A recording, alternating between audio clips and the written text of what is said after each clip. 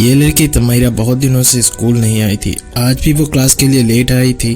पर पहले जो लड़की बहुत ज़्यादा पढ़ाई में भी अच्छी थी और एक्टिव थी, आजकल उसके चेहरे का रंग पूरी तरीके से उड़ा रहता है। उसके हाव भाव भी पूरी तरीके से बदल चुके थे। उसके हाथ में एक ग्लास का जार था जिसको वो बार बार स्क्रैच कर रही थी और कुछ संस्कृत मंत्रस का भी जाप कर रही थी। तमीरा के चेहरे का रंग उड़ा हुआ था एंड उसके आंखों में डर साफ साफ झलक रहा था।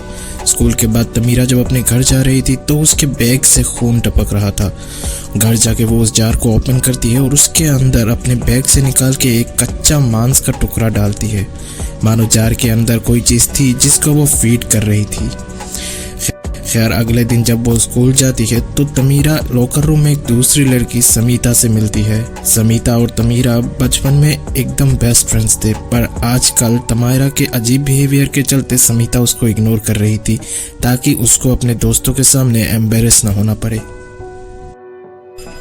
समीता तमीरा की कोई भी बात सुनने के लिए राजी नहीं थी, लेकिन तमीरा बार बार उसे रिक्वेस्ट कर रही थी कि वो उसकी हेल्प करे। उसका कहना था कि उसको एक जार मिला था एक लड़के के घर से जो कि उसका नाम पुकार रहा था, तो उसने उसे अपने साथ ले लिया। लेकिन इस जार में एक पिशाच बन था जिसको कि हमेशा मांस खिलाना पड़ता है ताकि ये शांत रहे। लेकिन धीरे धीरे ये ताकतवर होता जा रहा है और बेकाबू भी होता जा रहा है। जिस दिन ये बेकाबू होकर इस जार से आज़ाद हो जाएगा उस दिन वो तमीरा को मार के उसकी आत्मा पे कब्जा कर लेगा। ये सब सुन के समीता को लगा कौन सब्जेक्ट अच्छा लगता है और उसने उस जार को तमीरा के हाथ से गिरा दिया। जैसे ही वो जार गिरा वो टूट गया और तमीरा बहुत ज़्यादा डर गई और भाग के स्कूल के दूसरे रूम में चली गई।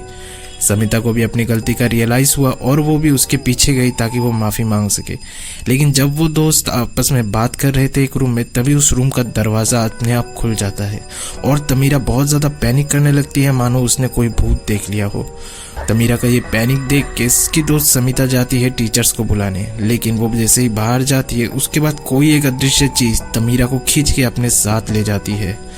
जब समीता टीचर्स के साथ वापस लौटती है तो उनको उस रूम में कोई भी नहीं मिलता और सबको ऐसा ही लग रहा था कि तमीरा की दिमागी हालत खराब हो चुकी थी, जिस वजह से वो स्कूल से भाग गई थी। अगले दिन समीता के घर पे दुर्गा पूजा चल रही थी और उस पूजा में हर कोई तमीरा के वेलबींग के लिए प्रे कर रहा था। लेकिन उसी में एक लेडी कहती है कि काश तमीरा के साथ ऐसा ना हो जैसा करण के साथ यानी चौधरी फैमिली के साथ हुआ। तो समीता अपने डैड से पूछती है कि चौधरी फैमिली के साथ आखिर क्या हुआ था। तो उसके डैड बताते हैं कि चौधरी फैमिली का बड़ा बेटा करण चौधरी अचानक ही पागल सा हो गया था। उसको कोई अदृश्य चीज़ दिखती थी और वो उससे दिन रात बात करता रहता था। एक रोज़ वो अचानक ही लापता हो गया, जिसके बाद से किसी ने भी उसको नहीं देखा। तब समीरा को उस डायरी का याद आता है जो उसे तमीरा के पास से मिला था। वो उसको जैसे ही देखने लगती है तो उसमें उसको KC इनिशियल्स लिखे दिखते हैं, यानी कि करण चौधरी। तो ये बात तो साफ हो चुकी थी कि तमीरा के साथ जो हो रहा है वैसा ही करण चौधरी के साथ भी हुआ एंड करण जिस वजह से लापता हुआ होना को तमीरा भी इसी वजह से लापता हो चुकी थी। नेक्स्ट उस डायरी में उसे बहुत सारे क्रीपी मॉन्स्टर के इमेजेस भी दिखते हैं और उसमें 7 लिखा हुआ था। इस राज का पता लगाने के लिए वो अपने दोस्त के साथ करण के घर जाती है। घर की हालत अब काफ़ी ख़राब हो चुकी थी। वो जब घर में घूम रहे थे तब वो बेसमेंट में जाते हैं जहां उन्हें एक और भी बड़े मॉन्स्टर की तस्वीर बनी हुई दिखती है। अब इतने में वही बाहर से पुलिस के सायरन की आवाज़ आने लगती है और वो लोग उससे बहुत ज़्यादा डर जाते हैं एंड वहाँ से भाग जाते हैं। लेकिन इस भागादौड़ी में वो डायरी उनकी वही छूट जाती है।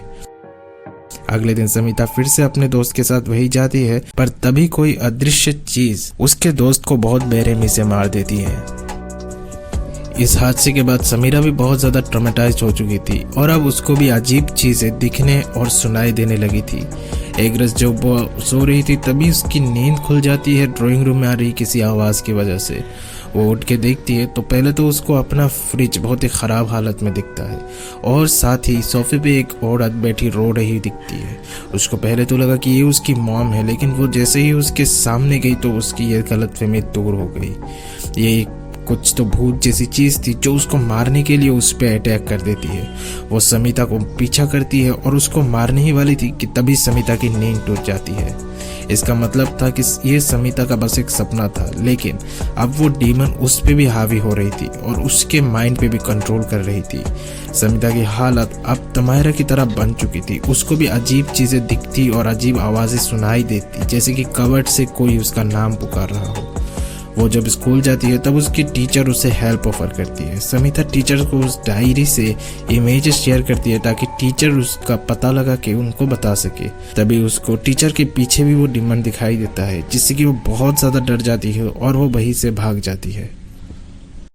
रात को टीचर समिता को कॉल करती है और उस पिशाच के बारे में बताती है। टीचर ने बताया कि यह एक इंडियन पिशाच है जो कि मांस खाता है और लोगों के नेगेटिव एनर्जी पे फीड करता है। जिस भी इंसान को ये पकड़ लेता है उसको पकड़ने के 7 दिनों बाद उसे मार डालता है।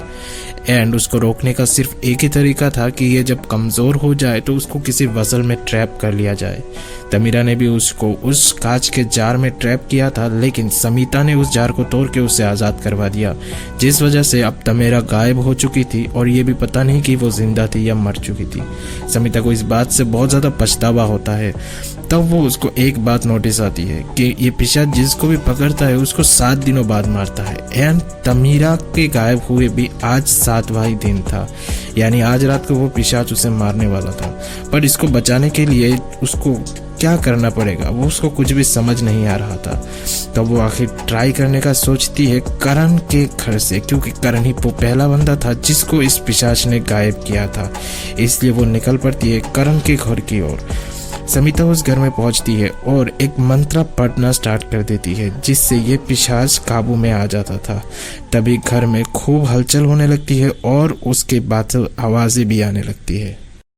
समिता बेसमेंट से होते हुए घर के एक सीक्रेट रूम की ओर जाती है, जहां से रेड रोशनी भी आ रही थी।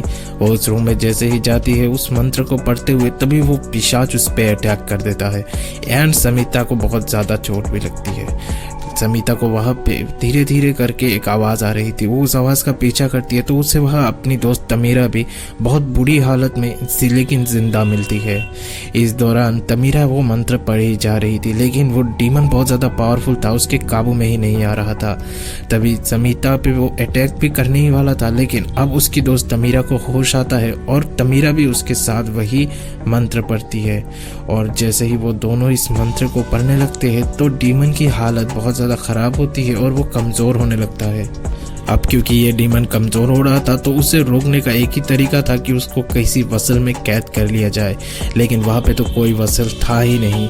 तो इस बार समिता ने खुद को इस काम के लिए सेक्रीफाइस कर दिया। उसने उस पिशाच को अपने अंदर ही कैद कर लिया, यानी कि उसने खुद को एक वसल के रूप में यूज़ किया। इसके बाद हम देख पाते हैं कि सब कुछ ठीक सा हो गया था, पर समिता के पास कहीं ना कहीं कुछ तो गड़बड़ था। एंड यहाँ पे ये मूवी ख़त्म हो जाती है। दोस्तों बेसिकली ये एक इंडियन स्टोरी है जिसको कि एक फॉरेन सेटअप में बेस किया गया है। ये कहानी पिशाच की इंडियन फोल्कलोर्स पे ही बेस्ड है और ये आपने भी अपने दादी या नानी के पास तो बहुत ज़्यादा सुनी होगी। आपको ये वीडियो कैसी लगी हमें ज़रूर बताएं कमेंट्स में। एंड अगर वीडियो पसंद आई तो इसको लाइक और शेयर ज़रूर करें।